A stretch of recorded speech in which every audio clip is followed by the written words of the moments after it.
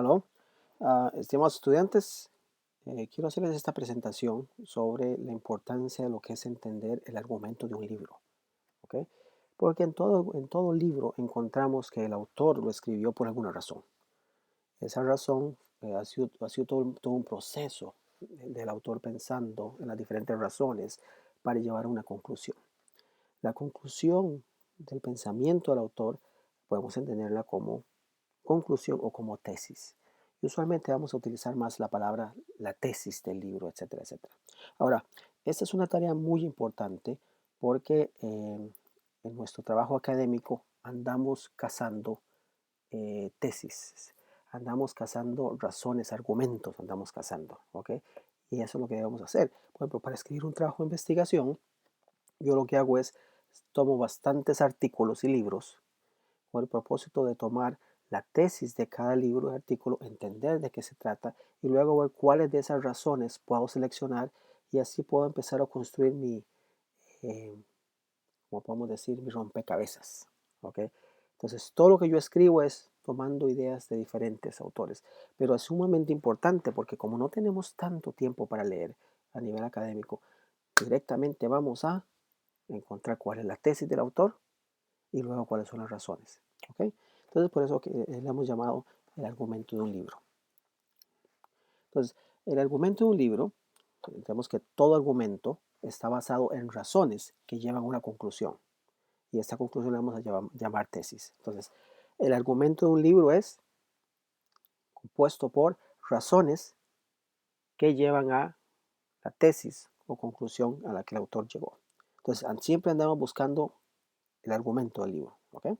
Ahora, la manera de encontrar una conclusión o tesis en un argumento es añadiendo, y eso es una bonita muletilla aquí, añadiendo al argumento un por qué o por tanto al inicio de cada argumento, y si suena bien hemos encontrado la conclusión. Así que esa es una buena muletilla que podemos utilizar para por qué, por tanto, y ahí viene la conclusión o tesis.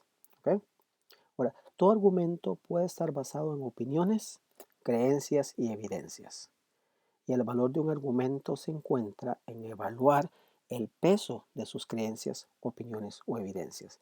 Por ejemplo, yo creo en X cosa y puedo basar mi opinión como parte de mi razón en X creencia. Pero tal vez esa creencia no es muy fuerte. Pero ¿qué tal si yo tengo una opinión? Bueno, la opinión puede ser que no sea muy fuerte ni muy buena, pero tal vez sí tenga evidencias. Yo les puedo decir, por ejemplo, a ustedes, la gasolina está a $5 el galón. O entonces ustedes pueden decir, para ver, aquí está, vea. Ay, sí es cierto, mira, están $5. Entonces, esa es una evidencia por ahí. Yo puedo decirles, yo creo que la gasolina el próximo mes va a estar en $7. Por esto y esto y esto y esto. Y vemos que, bueno, es una opinión, ¿verdad? Algunos dicen, no, no, yo creo que la gasolina va a bajar. Bueno, es otra opinión, pero evidencia siempre ayuda mucho en esto, ¿ok? Ahora, hablamos de las partes de un argumento. Entonces, ¿qué tenemos aquí? Entonces, lo que tenemos, perdón, me salí. Lo que tenemos es que un argumento está compuesto de varias razones que llevan a una conclusión o tesis. Listos, esa es una muy buena definición. Un argumento está compuesto de varias razones que llevan a una conclusión o tesis. Tengan esto memorizado. ¿Ok? Ahora, esas razones pueden ser de varios tipos. Y a continuación van a ver de débiles, ¿verdad? Como son juicios de valor, a razones más fuertes en su peso, que es el argumento, por ejemplo, en el caso de evidencias. Entonces, vean, generalizaciones que llevan a conclusiones falsas. Por ejemplo, um, podemos encontrar muchas, como por ejemplo decir eh, todo argentino es un buen jugador de fútbol. No, yo conocí argentinos que no son muy buenos para jugar fútbol. O todos brasileños son buenos para bailar. Ah, bueno, no todos los brasileños son buenos para bailar. Entonces, esas son generalizaciones, por ejemplo, para hacer un poco jocosa la cosa. Ahora, tenemos suposiciones, que son cosas que asumimos como verdaderas. Y algunas utilizan muchas suposiciones y muchos de ustedes vienen con algunas suposiciones teológicas que durante sus estudios se van a dar cuenta que no necesariamente son tan verdaderas como ustedes creían o no necesariamente tan fuertes. Y es que muchas de esas suposiciones están basadas en creencias y actitudes culturales, como por ejemplo algunos dirán, no, es que el verdadero ministerio pastoral solamente lo puede ejercer el hombre. por ser hombre, la mujer no. Bueno, muchos tienen esas suposiciones. Tenemos también juicios de valor, ¿verdad? Creemos, por ejemplo, que cómo debe ser una buena iglesia, cómo debe ser una mala iglesia. ¿Okay? Tenemos predicciones que son basadas en opiniones, pero a futuro, que queremos predecir. Tenemos recomendaciones, ¿verdad?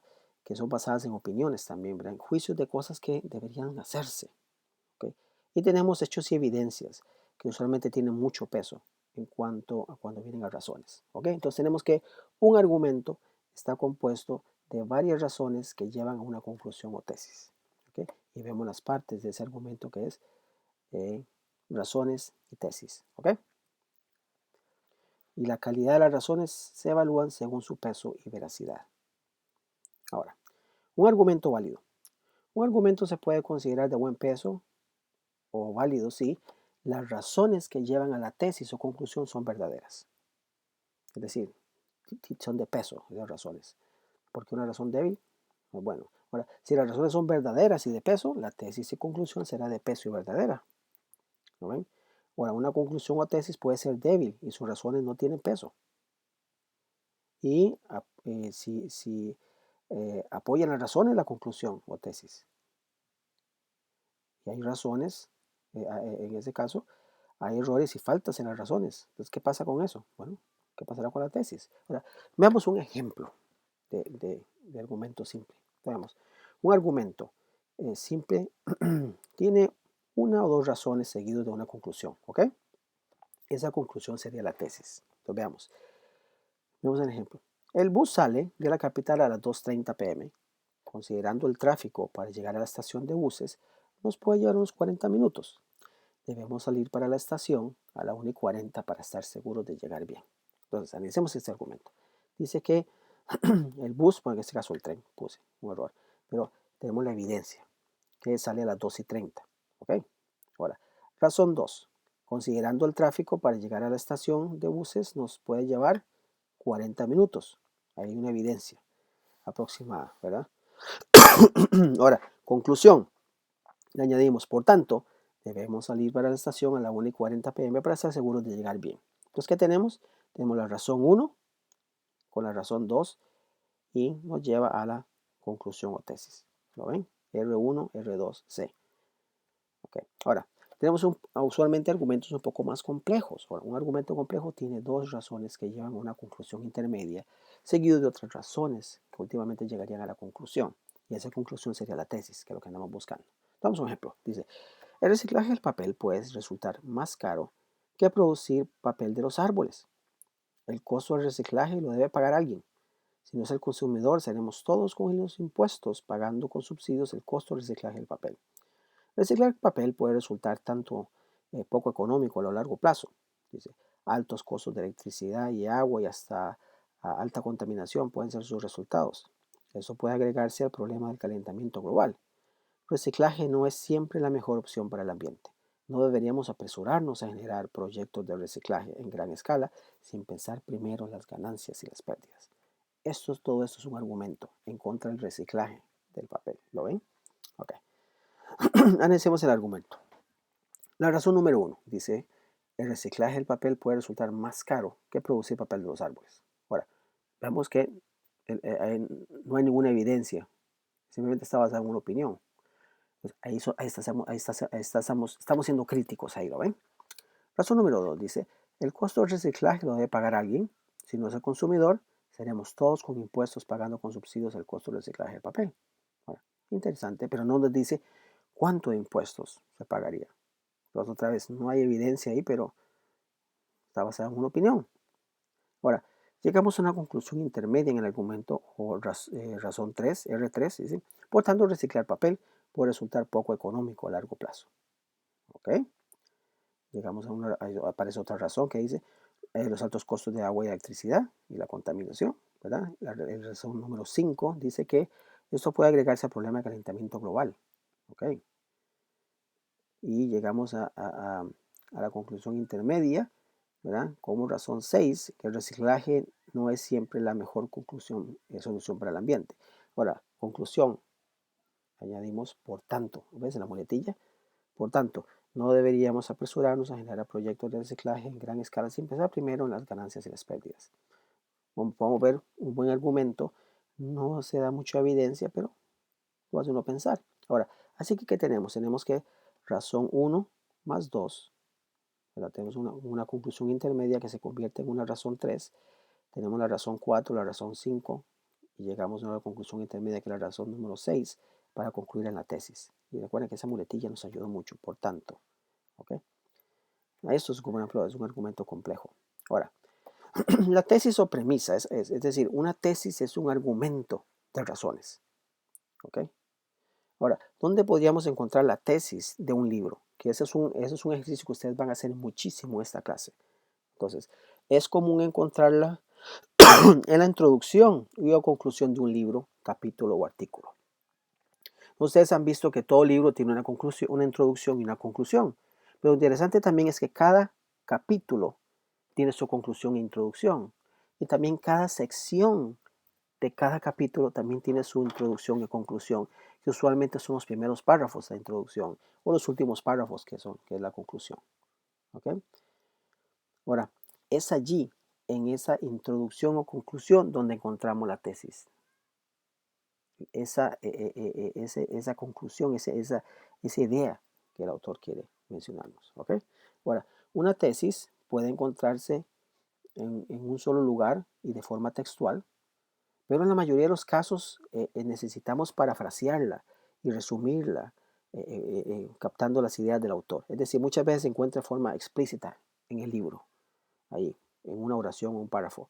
Pero en otras ocasiones encontramos que no es así, encontramos que hay una partecita por aquí en la introducción y otra partecita en la conclusión y hay que ponerla junta para comparar, en mis propias palabras, explicarla, ¿verdad? Y algunas veces eso sucede, ¿verdad? Vamos a un ejemplo aquí que dice, María era la única persona con la llave a la caja registradora. La policía está dispuesta a arrestarla como sospechosa. ¿Por qué? El dinero se perdió cuando ella estaba sola en el edificio en horas de la noche. ¿Saben? Otra vez la muletilla, ¿cómo nos ayuda a encontrar? Okay. Entonces, así descubriera que la tesis es, la policía está dispuesta a arrestar a María como sospechosa. ¿Por qué? Vienen las razones. ¿Saben? Y otra vez recuerden, razones están basadas en creencias, opiniones, predicciones, evidencias que apoyan esas razones, ¿verdad? Y es que a su vez también apoyan la tesis. Ahora, ¿son esas razones las correctas o relevantes para la tesis? Esa es una clave importante, ¿verdad? Esas creencias, predicciones o evidencias tienen peso para ayudar a esas razones. Ahora, si las evidencias son fuertes, la tesis va a tener buen peso. ¿Queda claro dónde encontrar la tesis? Ok, eso es lo que ustedes van a andar haciendo. Veamos un argumento falso, por ahora que estamos entendiendo argumentos. Dice, hay gente que cruza este lago congelado de noviembre hasta marzo, dice una persona. El hielo puede ser de hasta 1 metro de espesor. Algunos hasta han cruzado manejando sus autos. Yo he visto algunos con fogatas pescando en el hielo y haciendo fiestas de Año Nuevo. Así que no hay riesgo en caer al agua para cualquiera que pase por ahí a mediados de febrero. Entonces, en este caso tenemos una conclusión muy fuerte, con razones débiles. Y hablamos de razones basadas en juicios de valor y predicciones con recomendaciones sin muchas evidencias. ¿Por qué? Veamos. Hay gente que cruza este lago congelado de noviembre a marzo.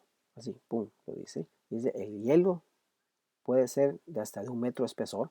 Algunos hasta lo cruzan manejando sus autos, ¿verdad? Yo he visto algunos con fogatas pescando en el hielo y haciendo fiestas de Año Nuevo. Así que puede haber algo de riesgo. ¿Ve qué diferencia sería aquí? De caer en el agua para cualquiera que pase a mediados de febrero. Esta partecita, puede haber algo de riesgo, hace que el argumento sea un poquito más ligero, pero aún se mantiene falso. Ahora, ¿por qué? Bueno, ¿qué tal si el invierno de este año no va a ser tan frío como lo ha sido en los años anteriores? ¿Quién nos puede a nosotros decir que no va a ser así? Por ejemplo, este argumento está basado en predicciones. Y ya porque los inviernos anteriores fueron así, no significa que este va a ser lo mismo. O sea, nada me garantiza a mí que el metro de espesor todavía es en febrero o como lo era en enero. ¿Lo ven? Pero muchas veces tendemos a generar argumentos así, de esta forma. Ahora, En cuanto a pensamiento crítico, y esa es la razón por la que siempre vamos a andar apuntando a cuál es la tesis de un libro, cuáles son sus razones, etcétera. Es sumamente importante considerarlo porque es la forma como nosotros llegamos a juzgar si la conclusión a la que llegó el autor y las razones que utiliza tienen buen peso o no, para nosotros saber si lo usamos en nuestros trabajos escritos o no. Ahora, el pensamiento crítico funciona cuando luego de haber captado la tesis, sus razones y evidencia u opiniones nos preguntamos, ¿cómo podemos fortalecer esa tesis con otras razones? Con esas razones podemos concluir otra tesis, aún una contradictoria. Si descubrimos que la evidencia es débil, ¿qué tal débil puede ser la tesis o sus razones? Ahora, el pensamiento crítico, la clave está en considerar qué tan bueno, fuerte y efectivo es el argumento que queremos. ¿Ok? Entonces, hemos concluido esta parte con este video. Aquí les queda ese PowerPoint para que ustedes lo estén repasando. Pero recuerden, la tarea esencial de ustedes es captar cuál es la tesis del autor. Y pronto les voy a mostrar en otro video un ejemplo de cómo podemos percibirlo. ¿Ok? Gracias.